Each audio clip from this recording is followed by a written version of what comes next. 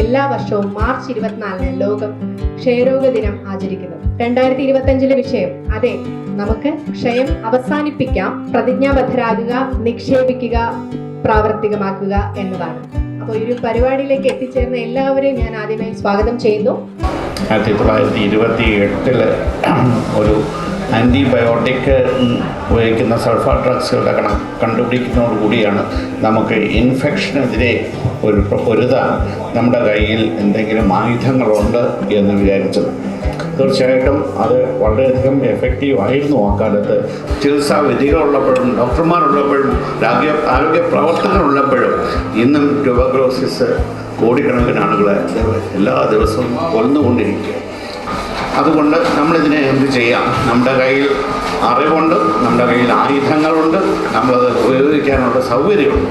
പക്ഷേ എന്നിട്ടും ട്യൂബർകുലോസിസ് മനുഷ്യരെ കൊന്നു മാറ്റുന്നതിൽ യാതൊരു കുറവും വന്നിട്ടില്ല എന്നുള്ളതാണ്. നമ്മുടെ SK ഹോസ്പിറ്റൽ സ്റ്റെപ്പ് സെൻ്റർ ആണ്, system for TB elimination private sector. അതായത് നമ്മൾ TB പേഷ്യൻസിന് കുറേ സ്റ്റിഗ്മകളും എല്ലാം ഉണ്ടാവുമല്ലോ.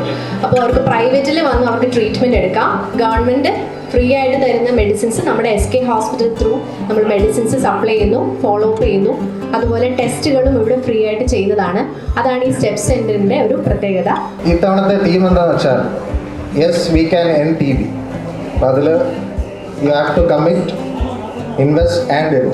അപ്പോൾ ഏറ്റവും കൂടുതൽ TB രോഗികളുള്ളത് ഇന്ത്യയിലാണ്. കേരളത്തിനെ സംബന്ധിച്ച് TB രോഗികളുടെ എണ്ണം കുറവാണ്. ഏറ്റവും കുറവ് കമ്പയർഡ് ടു അതർ സ്റ്റേറ്റ്സ് കേരളത്തിലാണ്. പക്ഷേ ഇത് TB രോഗത്തിൻ്റെ കാര്യമാണ്. പക്ഷേ TB ഇൻഫെക്ഷൻ എന്ന് പറയുന്ന സ്റ്റേറ്റ് ഉണ്ട്. അതായത് TB രോഗമാണ് നമ്മുടെ ഉള്ളിലുണ്ട്, പക്ഷേ അത് രോഗാവസ്ഥയിലേക്ക് മാറുന്നില്ല. അതായത് ലേറ്റൻ TB അല്ലെ TB ഇൻഫെക്ഷൻ എന്നാണ് ഇപ്പോൾ എന്നുള്ള ടേം. അപ്പോൾ അത് നോക്കുകയാണെങ്കിൽ കേരളത്തിൽ ഇത് 20% ആണ്. എന്ന് വെച്ചാൽ 100 പേരിൽ 20 പേർക്കുള്ളിൽ TB ഉണ്ട്.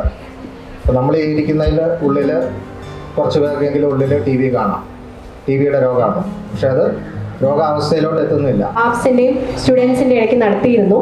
അപ്പോൾ നല്ലൊരു റെസ്പോൺസാണ് കിട്ടിയത്. എൻ്റെ കയ്യിൽ ലിസ്റ്റ് ഉണ്ട്, ഫസ്റ്റ് ആർക്കാ, സെക്കൻഡ് ആർക്കാ, തേർഡ് ആർക്കാ എന്നുള്ളത്. നമ്മുടെ ഈ പ്രൈസ് സ്പോൺസർ ചെയ്തിരിക്കുന്നത് IMA ആണ്. Third prize goes to OT department. Second prize goes to quality department. നമുക്കിനി ഫസ്റ്റ് പ്രൈസ് ആണല്ലേ പറയാനുള്ളത്. ഫസ്റ്റ് പ്രൈസ് കൊടുക്കാനായിട്ടാണ് MS sir, medical superintendent sir, please come forward.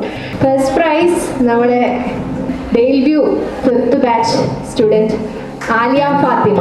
നോക്കണം, നമ്മളതിൽ ഫസ്റ്റ്, സെക്കൻഡ്, തേർഡ് പ്രൈസും എല്ലാ പാർട്ടിസിപ്പൻസിൻ്റെയും. സോ ഈ ഒരു പ്രോഗ്രാമിൻ്റെ ഒരു എൻഡിങ് സെഷനിലേക്ക് നമ്മൾ കടക്കുവാണ്. ആർക്കെങ്കിലും എന്തെങ്കിലും ഡോക്ടേഴ്സിനോട് ചോദിക്കാനുണ്ടെങ്കിൽ ചോദിക്കാം. For me, so far I have never tested any TB screening, nothing I have done. Preliminary study or prevention, even cough and other things, is once it has affected only it will reveal.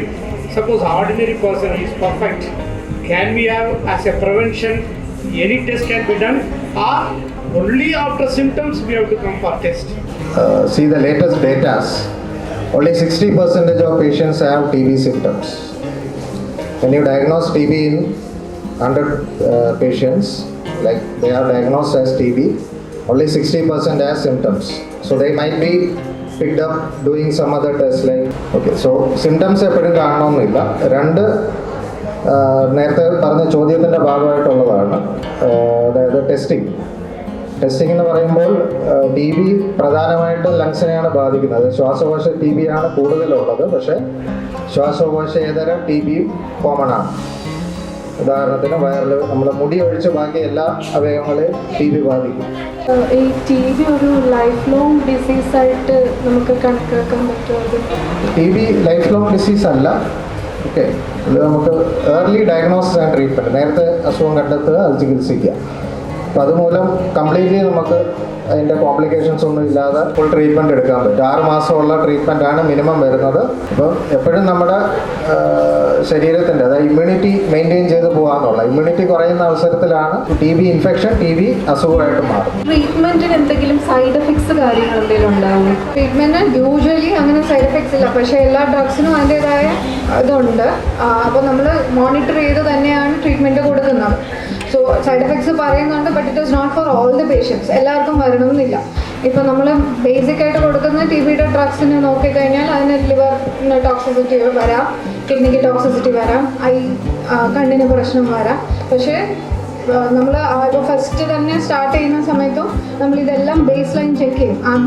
First treatment കൊടുക്കുമ്പോൾ തന്നെ നമ്മൾ അവരുടെ basic ആയിട്ടുള്ള liver function അല്ലെങ്കിൽ കിഡ്നിയുടെ creatine levels അതൊക്കെ plus കണ്ണ് ഇതെല്ലാം ബേസിക് ആയിട്ട് ചെക്ക് ചെയ്തിട്ടായിരിക്കും നമ്മൾ സ്റ്റാർട്ട് ചെയ്യുക. സോ യെസ്, സൈഡ് എഫക്ട്സ് ഉണ്ട്, പക്ഷേ that can be dealt with. Treatment course complete ആയില്ല, ബ്രേക്ക് ആയിപ്പോയി കഴിഞ്ഞാൽ പിന്നെ റീസ്റ്റാർട്ട് ചെയ്യേണ്ടി വരും ഫുൾ 6 month കോഴ്സ്. വീക്സ് നമ്മൾ ബ്രേക്ക് ചെയ്തിട്ടുണ്ടെങ്കിൽ then we will have to restart the treatment. അല്ലെങ്കിൽ ഇപ്പോൾ ഒരു 2 days 3 days ഒക്കെ ആണെങ്കിൽ വിൽ കണ്ടിന്യൂ. പക്ഷേ maximum you have to avoid അങ്ങനെ ഒരു ബ്രേക്ക് വരുന്നത് you have to avoid. Because അങ്ങനെ വിട്ടൊക്കെ എടുക്കുകയാണെങ്കിൽ പറഞ്ഞ പോലെ ഡ്രഗ് റെസിസ്റ്റൻറ്റ് ടി ബിയുടെ ഒക്കെ ചാൻസസ് വരുന്നതിന് കൂടുതലായിരിക്കും. എന്താ പറയുക, ട്രീറ്റ്മെൻറ്റ് കംപ്ലീറ്റ് ആവാനും ടൈം എടുക്കും. ഇൻഫെക്ടിവിറ്റിയും കൂടുതൽ, ഇൻഫെക്റ്റീവ് പീരീഡും ഒരുപാട് നാളുണ്ടാവാനും വരും.